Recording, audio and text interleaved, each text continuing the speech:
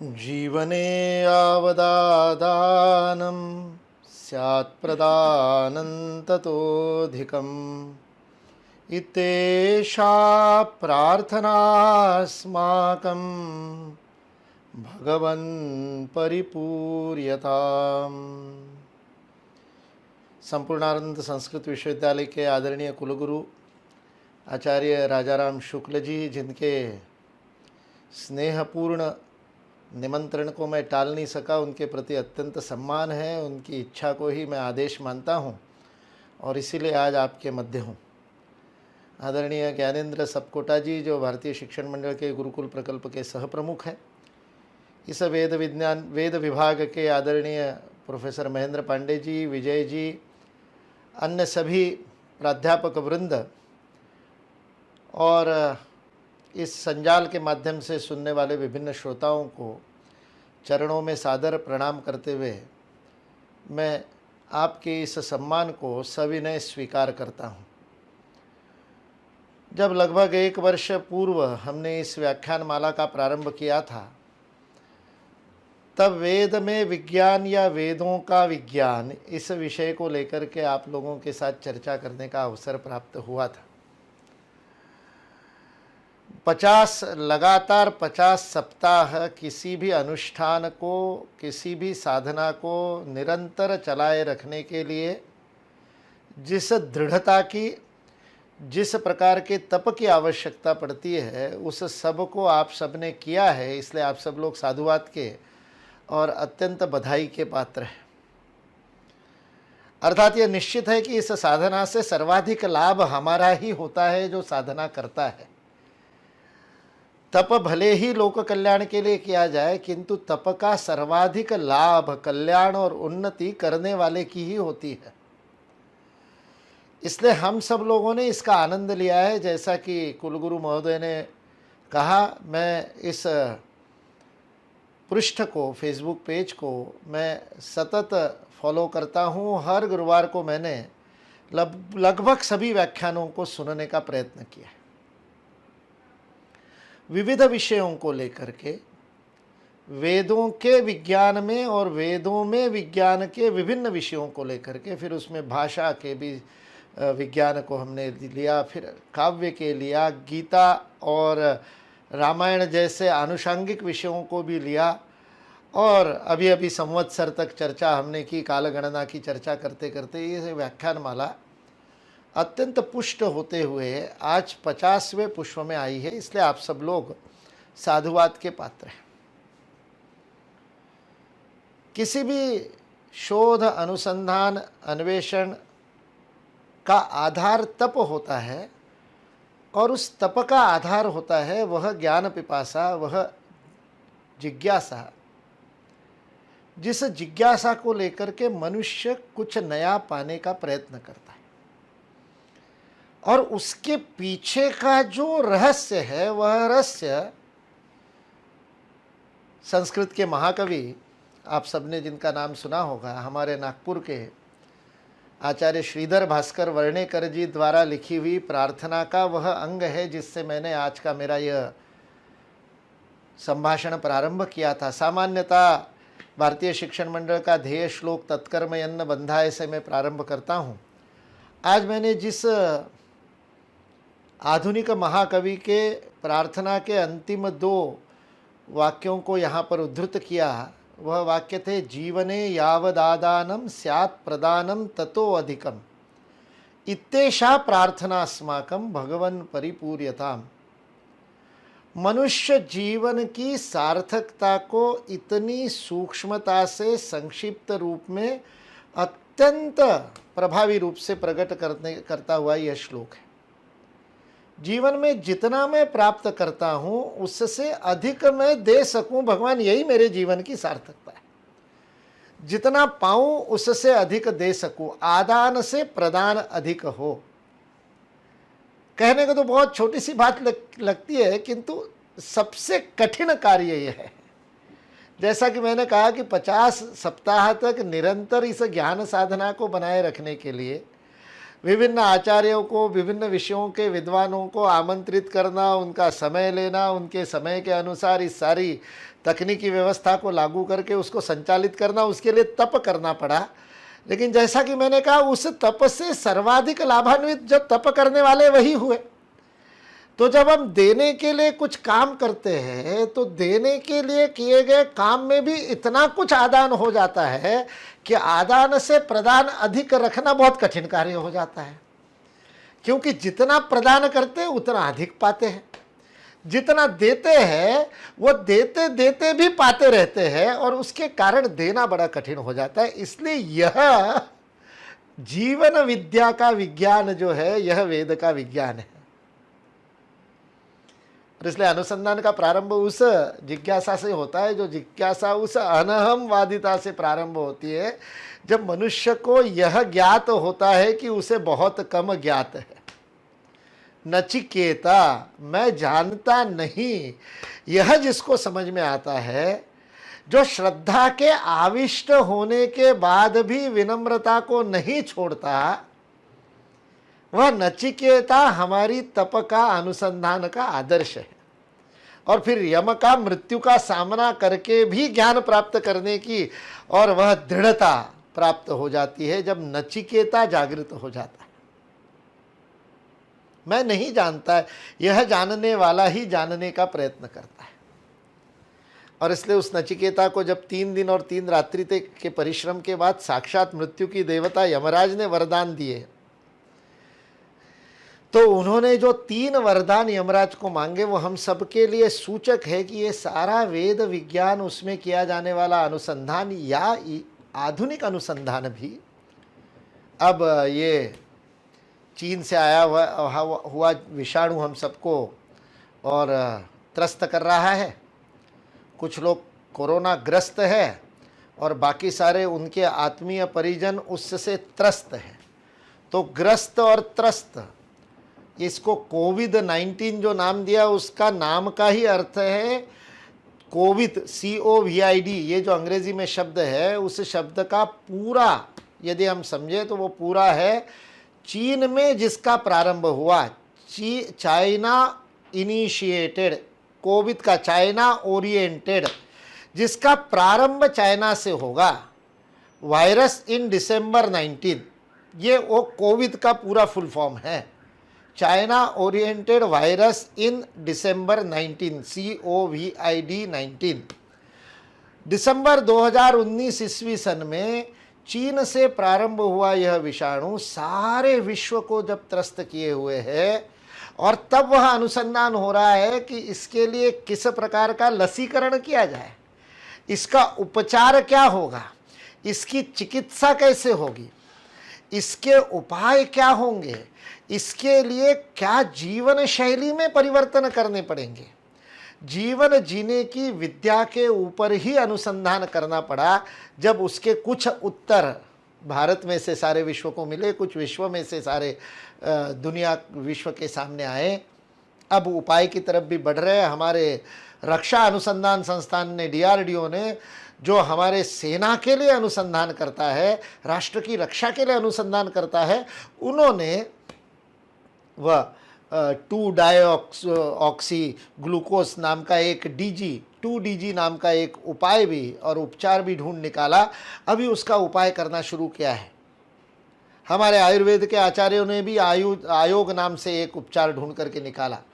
रामदेव बाबा जी के प्रयासों से कोरोनिल नाम का एक, ऐसे अनेक उपाय भी सामने आ रहे हैं और उसके लिए भी अनुसंधान हो रहा है। तो यह आधुनिक रूप से होने वाला अनुसंधान या हमारे वेदों में छिपे हुए ज्ञान का युगानुकूल उपायोजन करने के लिए किया गया अनुसंधान, यानी वेदों में विज्ञान का अनुसंधान, या वेद जिस ज्ञान के विशिष्ट अभिव्यक्ति को विज्ञान कहते हैं, चिति के विशिष्ट अद्वितीय प्रगटीकरण, नानात्व में प्रगटीकरण के छुपे हुए वैशिष्ट के ज्ञान को जो विज्ञान वेद कहता है, उस विज्ञान के ऊपर अनुसंधान हो। ये चाहे जिस भी प्रकार का तप करके हम अन्वेषण अनुसंधान करके मानवता के कल्याण का कार्य करना चाह रहे हैं, वह कल्याणकारी अनुसंधान का उद्देश्य किन तीन स्तरों पे हो सकता है, उसका हमको मार्गदर्शन नचिकेता की कथा से मिलता है। मैं पूरी कथा का वर्णन नहीं करूँगा, मेरी बड़ी प्रिय कथा है, इसलिए मुझे मोह का संवरण करना पड़ता है। नचिकेता की कथा जब आती है तब उस पूरी कथा का वर्णन करने के लिए हम सब लोग जानते हैं कि पिताजी इस प्रकार की गायों का दान कर रहे हैं, जो गाय जिसको दी जा रही है उसके किसी काम नहीं आएगी। दग्ध तृणा पितोदका वंध्या, ऐसा उपनिषदकार वर्णन करते हैं। जिनको जितना खाना था तृण उतना खा चुकी है, जितना पानी पीना है उतना पी चुकी है, और वंध्या है और किसी को जन्म भी नहीं देने वाली, ऐसी दूध न देने वाली ऐसी गायों को आप दान दे रहे हो, वांझ गायों को दान दे रहे हो। तो पिता को लगने वाले, इससे लगने वाले पाप का, दूषण का शमन करने के लिए जब श्रद्धाविष्ट होकर के नचिकेता जाकर के कहता है कि बहुत लोगों से मैं उच्च हूँ, बहुत लोगों से कनिष्ठ हूँ, मैं ना तो प्रथम हूँ ना तो अंतिम हूँ, किंतु मुझे किसे दोगे? और पिता क्रोध में कह देते, मृत्युवे ते ददामी, मृत्यु को मैंने दे दिया, जा मर। हमारे माता पिता ने हमको कितनी बार कह दिया होगा जा मर, तो कोई उठ करके तो गया नहीं, पर नचिकेता के अंदर श्रद्धा जागृत हुई है। श्रद्धावान लभते ज्ञानम, भगवद गीता कहती है। ज्ञान प्राप्ति का मूल आधार श्रद्धा है, इसलिए श्रद्धा से आविष्ट नचिकेता तैयार होता है यमनगरी जाने के लिए कि अब आपने कह दिया, मैंने मृत्यु को आपको दान दे दिया। जीवने यावदादानम स्यात् प्रदानम ततो अधिकम, सर्वस्व का समर्पण, आत्मनिवेदन, नवदा भक्ति का अंतिम स्वरूप, जब वह करने के लिए नचिकेता तैयार हो जाता है और मृत्यु के द्वार पे जाकर के बैठता है। ऐसी कोई महामारी आई होगी तो 3 दिन तक मृत्यु देवता व्यस्त थे, बहुतों को समेटने में लगे हुए थे। तो 3 दिन और 3 रात्रि तक नचिकेता प्रतीक्षा करता है, और 3 दिन और 3 रात्रि के बाद यमराज जब इस बाल बटुक को देखते हैं तो उसकी बड़ी सत्कार करने के बाद में उसको 3 वरदान देते हैं। जब वो नहीं मानता है, अपनी दृढ़ता को बनाए रखता है, सारे लोभ का संवरण करता है, सब कुछ बताने के बाद भी यमराज के नहीं नचिकेता मानता, नहीं बदता, क्योंकि उसकी जिज्ञासा पक्की है मृत्यु के बाद क्या होता है। इस अमृत का ज्ञान प्राप्त करना, वह आत्मज्ञान प्राप्त करना, उसकी जिज्ञासा को लेकर के नचिकेता मृत्यु के पास बैठा है। और जब 3 वरदान नचिकेता को प्राप्त होते हैं यमराज से, तो वो जो 3 वरदान जो 3 स्तरों पर नचिकेता ने मांगा है, वह हमारे सारे अनुसंधान के उद्देश्य के 3 स्तरों को हमारे सामने स्पष्ट करता है। नचिकेता पहली बात मांगता है, मेरे पिता का मुझ पर जो क्रोध है वह क्रोध शांत हो जाए और उनको लगे हुए दूषण पाप का नाश हो जाए। अपने परिवार का कल्याण, जिस पिता ने मृत्यु को दे दिया और जिस पिता ने शास्त्र के विपरीत जाकर के दान देने का काम किया है, उस पिता के प्रति किसी प्रकार का दुर्भावना नचिकेता के मन में नहीं है। अत्यंत स्नेह, आत्मीयता और समादर के साथ मृत्यु से वह प्रार्थना कर रहा है कि मेरे पिता को क्षमादान मिल जाए और मेरे पिता इस पाप से मुक्त हो जाए, और उनके मन में मेरे प्रति, मेरी उद्दंडता के कारण जो क्रोध है उसका भी शमन हो जाए। मनुष्य का मनुष्य से संबंध, यह परिवार बोध भारत की विश्व को देन है। हमारे स्वजन के परिवार से प्रारंभ करके वसुधैव कुटुंबकम के हर स्तर तक यह सामाजिक जीवन जीने का आदर्श परिवार बोध, यह परिवार बोध भारत ने हजारों, हजार नहीं लक्षावधि वर्षों से विश्व को 28 संवत्सरों से 27 मनवंतरों से 28 मनवंतरों से सारे विश्व को करोड़ों करोड़ों वर्षों से यही काम दिया है।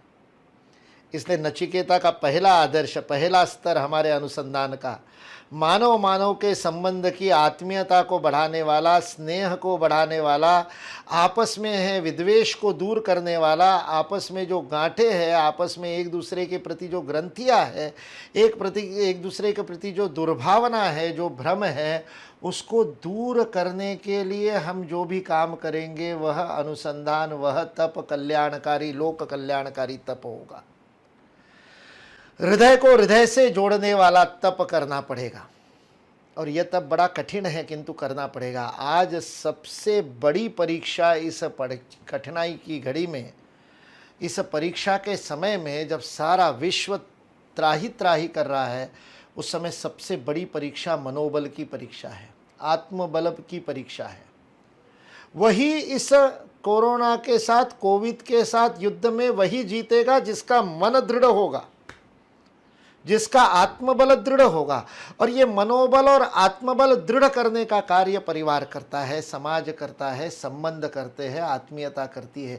जितने अधिकाधिक लोगों के साथ मन का विस्तार करके हम जुड़ेंगे, वही हमें संबल प्रदान करेंगे। इसलिए हमारा कल्याणकारी अनुसंधान जोड़ने का काम कैसे करेगा, नचिकेता हमको संदेश देता है। वरदान मांगना है, मृत्यु से वरदान मांगता है। विद्या और अविद्या के बारे में बात करते समय हम यही कहते हैं, अविद्या मृत्युम त्रित्वा, अविद्या से मृत्यु से तर जा करके विद्या अमृतमश्नुते। विद्या और अविद्या दोनों का लक्ष्य वही है। विद्या के द्वारा मृत्यु से पार जा करके अविद्या के द्वारा अमृतत्व को प्राप्त करना, इसी जिज्ञासा को लेकर के नचिकेता यमनगरी पे गया है। और प्रथम वरदान के रूप में क्या मांग रहा है इस मृत्यु से तरने के लिए? अमर होने का प्रथम वरदान है यह आत्मश्रद्धा से परिवार की ओर बढ़ने का, अपने परिवार के साथ जुड़ने का, और अपने परिवार को जितना बृहत, जितना विस्तृत, जितना बड़ा, वसुधैव कुटुंबकम बढ़ा सकते हैं। इसलिए दूसरे वरदान में वो और स्पष्ट हो जाता है। दूसरे वरदान में नचिकेता यमराज को पूछता है कि वह यज्ञ हमें बताइए, उस यज्ञ की विधि बताइए, उस प्रकार जीवन जीने की विधि बताइए जिससे समूचे विश्व की मानवता को ही स्वर्ग की प्राप्ति हो जाए। अपने जीवन शैली से हम अपने निकट स्वर्ग का निर्माण कर सकते हैं, अथवा अपने दृष्टिकोण और अपने व्यवहार से, कार्य से अपने निकट के परिवेश को हम और नरक का रूप दे सकते हैं। घोर रौरव नरक का निर्माण हम अपने निकट कर सकते हैं। इसीलिए तो 70 साल के बाद प्रधान सेवक को लाल किले पे से स्वच्छ भारत अभियान और प्रारंभ करना पड़ता है, क्योंकि हमने अपने परिवेश को ही नरक बना दिया। गरुड़ पुराण में जिन नरकों का वर्णन है, वह विष्ठा से भरे हुए नरक तो हमने ही अपने गांवों में निर्माण कर दिए थे, जिससे एक बहुत बड़ा 4 वर्ष तक संघर्ष करना पड़ा पूरे राष्ट्र को, और पूरे सत्ता से लेकर समाज तक सभी को लग करके काम करना पड़ेगा। तब स्वच्छता का हम फिर एक बार महत्व समाज के सामने रख सके। और कोरोना ने उस स्वच्छता को नए नाम दे दिए, नए नामाभिधान दे दिए। क्वारंटाइन क्या है भाई? क्वारंटाइन वही सूतक है, वही सब साफ सफाई है, वही स्वच्छता है, वही शौच है, वही शुचिता है, जो पूजा के समय, जो योग के समय, जो प्रतिदिन स्नान ध्यान के बाद में अपने जीवन में करने के लिए हमको सदियों से कहा गया। ये करने के बाद के ये करो, ये करने के बाद ये करो। पूरा का पूरा वर्णन शास्त्रों में हमारे व्यवहार के लिए दिया गया है, जिस व्यवहार से शुचिता का व्यवहार करना पड़ता है। शुचिता के व्यवहार से स्वर्ग का निर्माण होगा। उस स्वर्ग के निर्माण की विधि नचिकेता ने द्वितीय वरदान के रूप में पूछी है, यानी विश्व कल्याण।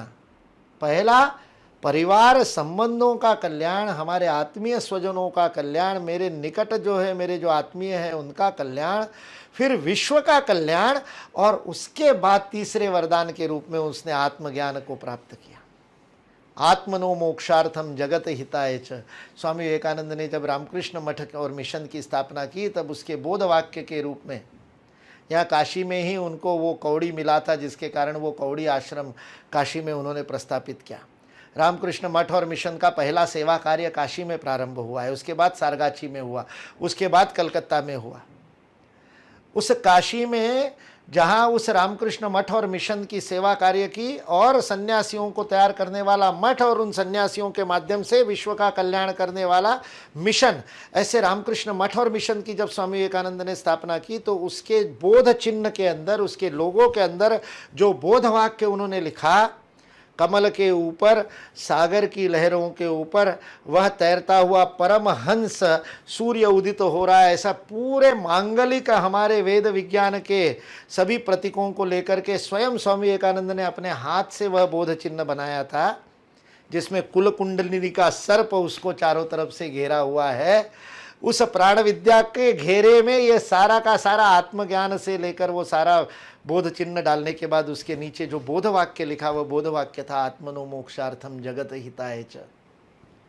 इसलिए आत्मज्ञान तो लक्ष्य है ही। अभी हमारे विजय जी ने अद्भुत सामगान किया, हा हुआ और फल फल फल का इतना अद्भुत गायन जब वो कर रहे थे, तब उस वैदिक ऋषि के आत्मज्ञान से प्राप्त ब्रह्मानंद की अनुभूति उनके मुखमंडल से हमको दिखाई दे रही थी। क्या उस ऋषि को उस मंत्र का जब साक्षात हुआ होगा, हा हुआ का, तब किस परमानंद की अनुभूति उस ऋषि ने की होगी। वह आत्मज्ञान का परमानंद प्राप्त करना, उसकी सीढ़ी इन 3 स्तरों से जाती है। संबंध, स्वर्ग और आत्मज्ञान, यह 3 स्तर पर अनुसंधान के लक्ष्य को यदि हम निर्धारित करेंगे तो वेद विज्ञान के अंदर जो अनुसंधान हम करना चाहते हैं अपने विश्वविद्यालय के माध्यम से, वह हमारे लिए अत्यंत परिणामकारी, प्रभावोत्पादक होगा और हम विश्व का कल्याण करने का जो हमारा दायित्व है, जीवने यावदादानम स्यात् प्रदानम ततो अधिकम, इसलिए भारत सदियों से विश्वगुरु बना रहा, क्योंकि हमने जगत हिताय च कार्य किया। भगवान बुद्ध ने यहीं काशी के किनारे पर सारनाथ में खड़े होकर के बहुजन हिताय बहुजन सुखाय का मंत्र दिया था, किंतु सनातनी उससे भी आगे जाकर के सर्वे लोका समस्ता सुखिनो भवन्तु, सर्वे जना सुखिनो भवन्तु, सर्व सुख की कामना करते हैं, सबके कल्याण की कामना करते हैं। कृमि कीटक से लेकर औषधि तक, जल तक, पूरे पर्यावरण से लेकर अंतरिक्ष तक सबके शांति की प्रतिदिन प्रार्थना करने वाले सनातन धर्म के हम वाहक है। जो ऐसी धारणा समाज में करना चाहता है जिससे स्वर्ग का निर्माण हो और प्रत्येक व्यक्ति अपने अध्यात्म विद्या को जागृत करके आत्मज्ञान को प्राप्त कर सकते। इसलिए विद्या मृत्युम त्रित्वा, विद्या के द्वारा, इस आधुनिक सारे बाह्य ज्ञान के द्वारा, अपरा के द्वारा मृत्यु से पार पा करके, विद्या के द्वारा, अविद्या के द्वारा मृत्यु से पार पा करके, अपरा के द्वारा मृत्यु से पार पा करके, परा के द्वारा, विद्या के द्वारा अमृतत्व को प्राप्त करने का जो आदर्श है, वह जो वेद विद्या का जो आदर्श है, वह आदर्श हमारे तप का, हमारे अनुसंधान का, हमारी जिज्ञासा का आदर्श बनता है। इसलिए इन 3 लक्ष्यों को मन में ध्यान में, 3 स्तरीय लक्ष्य को, एक ही लक्ष्य है जिसके 3 स्तर है। वह एक लक्ष्य क्या है? हम में से प्रत्येक जितना पाए उससे अधिक दे सके। मैं इसको थोड़ा सा शिथिलता में, थोड़ा सहजता में समझाने के लिए कई बार कहता हूँ कि यह सामाजिक कपालभाति है। रामदेव जी महाराज ने पूरे भारत को ही नहीं, पूरे विश्व को कपालभाति सिखा दी। और कपालभाति सिखाते समय सारे योगाचार्य बताते हैं केवल श्वास को छोड़िए, केवल प्रश्वास, केवल निकालिए, केवल निकालिए, लेने की तरफ ध्यान मत दीजिए, अंदर लेने की तरफ ध्यान मत लीजिए, देते रहिए, देते रहिए, देते रहिए, छोड़ते रहिए। और मज़ेदार बात क्या है, जब आप लगातार तेजी से श्वास को छोड़ते हैं, तेजी से प्रश्वास करते हैं, एक्टिव एक्सलेशन करते हैं, इनहेलेशन की तरफ ध्यान नहीं देते, तो परिणाम ये होता है, सारे विश्व में, ऑस्ट्रेलिया में, अमेरिका में उसके ऊपर लोगों ने अनुसंधान किया और अनुसंधान करके प्राप्त किया कि कपालभाति के करने के बाद रक्त के अंदर ऑक्सीजन का प्रमाण बढ़ जाता है। अरे आपने तो श्वास को बाहर छोड़ा था, बाहर छोड़ने से अंदर ऑक्सीजन का प्रमाण कैसे बढ़ गया? ये जीवन ऐसा ही है, जितना दोगे देने से ही पाओगे। देना देना, देते रहना, देते देते सब कुछ देना, यह भारत का आदर्श है, सर्वस्व समर्पण का आदर्श है। यही गोरखनाथ जी ने भर्तृहरि को बताया था कि त्याग कर, सर्वस्व का त्याग कर, फिर उस त्याग के द्वारा निर्माण अहंकार का भी त्याग कर, कि मैंने त्याग किया उस अहंकार का भी त्याग कर, उस त्याग के द्वारा प्राप्त पुण्य का भी त्याग कर, अपने अस्मिता का तक त्याग कर देने से ही समाधि की अवस्था प्राप्त होती है। मैं हूं का बोध समाप्त होने से ही समाधि प्राप्त होती है। उस आत्मज्ञान तक जाना, यह जो जीवने यावद आदानम स्यात् प्रदानम ततो अधिकम, यह जो भारतीय जीवन दृष्टि का आदर्श है, वह व्यवहार रूप में समाज जीवन में विश्व में प्रस्थापित करना, पुनर्प्रस्थापित करना, यही तो हमारे गुरुकुल का आदर्श है, यही तो हमारे विश्वविद्यालय का आदर्श है, यही तो हमारी वेद विद्या का आदर्श है, यही तो हमारी सबकी व्यक्तिगत और सामूहिक साधना का लक्ष्य है। और उस एक लक्ष्य के 3 स्तर नचिकेता की कथा में से, उस कठोपनिषद की अद्भुत कथा में से वह 3 स्तर हमको मिलते हैं, जिसके अंत में साक्षात यमराज और उपदेश दे रहा है। स्वामी विवेकानंद का सबसे प्रिय वचन उपनिषदों का यह वचन था, उत्तिष्ठत जाग्रत प्राप्य वरान निबोधत। साक्षात यमराज के मुख से आया हुआ वह संवाद है। साक्षात यमराज नचिकेता को कह रहा है, उठ जाग खड़ा हो। यमराज नचिकेता को कह रहे, उत्तिष्ठत जाग्रत, उठ जाग, और वरिष्ठ जनों के चरणों में बैठ करके और उच्चतम ज्ञान को प्राप्त कर। यह जिज्ञासा, यह तप, तेरे अंदर जो एक ज्ञान पिपासा है उसको पूर्ण कर। स्वामी विवेकानंद ने थोड़ा सा अर्थ बदल दिया हिंदी और अंग्रेजी में बताते समय।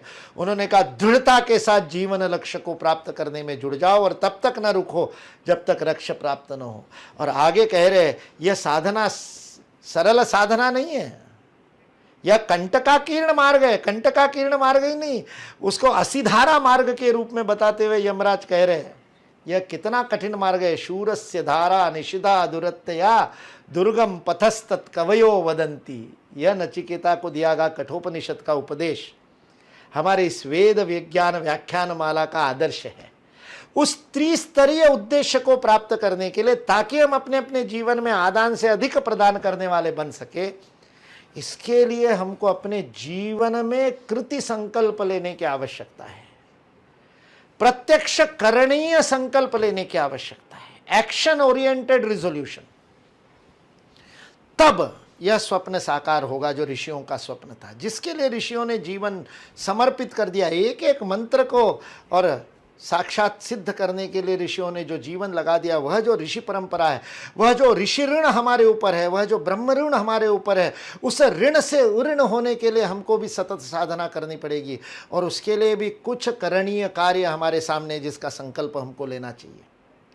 हमारी भारतीय शास्त्रीय पद्धति से वेद का संवर्धन करना, रक्षण करना, अनुसंधान करना, उसके अंदर उस महासागर में डुबकी लगा करके सत्य के मोती खोज करके निकालना, शुद्ध शास्त्रीय पद्धति से, किसी भी आधुनिकता की बात किए बिना। जैसा वेद कह रहे वैसा उसी परंपरा को पालन करते हुए, अपनी शाखा का अध्ययन करते हुए, शुद्ध उच्चारण पाठ के द्वारा उसकी अर्थ की अनुभूति करते हुए, और उसके अंदर जाकर के मोती ढूंढना, ये पहला काम है जो मुझे लगता है वेद के अध्ययन में, ये वेदों का विज्ञान है जिसको समझना है, जिसकी आवश्यकता है। दूसरा कार्य जो करने की आवश्यकता है, वह कार्य करने की आवश्यकता है, आधुनिक जो शास्त्र को पढ़ने वाले जो विद्वान हैं, आधुनिक जो शास्त्रवेत्ता है, उनके साथ बैठ करके समन्वय साध करके और हमारे इस अद्भुत ज्ञान का लाभ वर्तमान युग को युगानुकूल रूप में कराना। जैसे अभी 2-4 दिन पहले भारतीय शिक्षण मंडल के प्रयास से एक बैठक हुई थी, जिसमें हमारे ज्ञानेंद्र जी भी थे, हमारे रामचंद्र भट्ट जी भी थे उपस्थित। संस्कृत की पाणनीय वैज्ञानिकता को ध्यान में रखते हुए नासा तक के वैज्ञानिकों ने बार बार कहा है, और जिसको हम अपने भाषणों में केवल अनुभव और गौरवानुभूति के रूप में कोट करते रहते हैं, कि कंप्यूटर की प्रोग्रामिंग भाषा के रूप में, कंप्यूटर के जो एल्गोरिदम हैं, कंप्यूटर के जो न्याय सूत्र है, उस न्याय सूत्र को, एल्गोरिदम का संस्कृत में यदि किया जाए तो न्याय सूत्र ही होगा, क्योंकि लॉजिक का जो क्रमवार लिखा जाता है उसको एल्गोरिदम कहते हैं।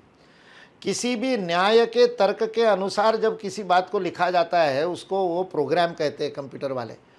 उसके लिए संस्कृत सर्वोत्तम भाषा है ऐसा बार बार कहा जाता है, लेकिन उसके ऊपर काम करना पड़ेगा ना।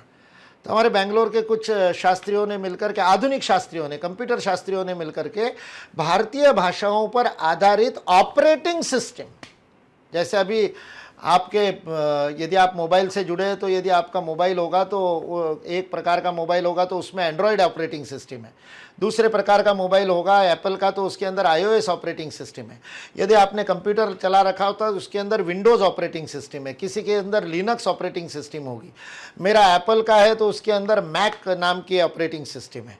यह वह मूल प्रक्रिया है, मूल व्यवस्था, मूल सिस्टम है। ऑपरेटिंग सिस्टम मतलब वह मूल व्यवस्था जिसके ऊपर बाकी सारे कार्यक्रम चलेंगे। ये जूम चल रहा है तो वो जूम विंडोज पे चल रहा है, इसलिए वो विंडोज संस्कृत पर आधारित बन सकता है, बनेगा तो वो सर्वोत्तम होगा, ऐसा थियोरेटिकली, ऐसा सिद्धांतता सब लोग मानते हैं, लेकिन उसको अभी तक बनाया नहीं।